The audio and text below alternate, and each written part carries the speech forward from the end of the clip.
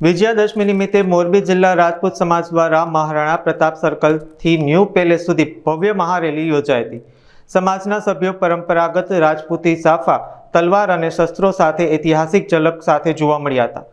New palace ખાતે મોમાઈ માતાજીના મંદિરે શાસ્ત્રોક્ત વિધિ વિધાન સાથે શસ્ત્ર પૂજન કરવામાં આવ્યું હતું। ત્યારે સમગ્ર કાર્યક્રમ રાજવી પરિવારના વિશાલસિંહ જાડેજાની અધ્યક્ષતામાં યોજાયો હતો। આ પ્રસંગે રાજપૂત સમાજના મહામંત્રી મહાવીરસિંહે જણાવ્યું હતું કે શસ્ત્ર પૂજન એ ક્ષત્રિય સમાજ માટે ગૌરવ અને પરંપરાનું પ્રતીક છે।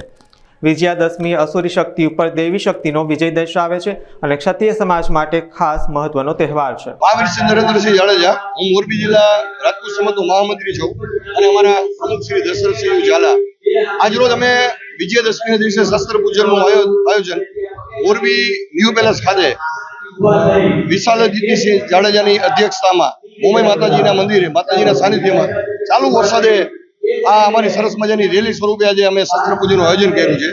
શસ્ત્ર પૂજન એટલે ક્ષત્રિય સમાજ માટે એક બહુ મહત્વનો કાર્યક્રમ છે, કારણ કે આપને વાત કરું ને તો જ્યારે પાંડવોને 12 વર્ષ સુધી વનવાસ હતો અને 1 વર્ષનો અજ્ઞાતવાસ હતો ત્યારે એ લોકોએ શસ્ત્રો છે એ સામી નામના વૃક્ષની અંદર એને સંતાડેલા હતા। એટલે કે અત્યારે આજની તારીખ આપણે એને કીધું ખીચડી કહી છે, ખીચડીનું પૂજન એ વૃક્ષમાંથી એને વિજયાદશમીના દિવસે શસ્ત્રો લઈ અને વિરાટ રાજાના પશુઓનું એને રક્ષણ કરેલું અને ત્યારબાદ એને શસ્ત્રોનું પૂજન કરેલું। એટલે ક્ષત્રિયો માટે શસ્ત્ર પૂજન એ એક બહુ મહત્વની બાબત છે। બીજું, અસુરી શક્તિ ઉપર દેવી શક્તિનો વિજય એટલે એને વિજયાદશમી તરીકે ઉજવવામાં આવે છે।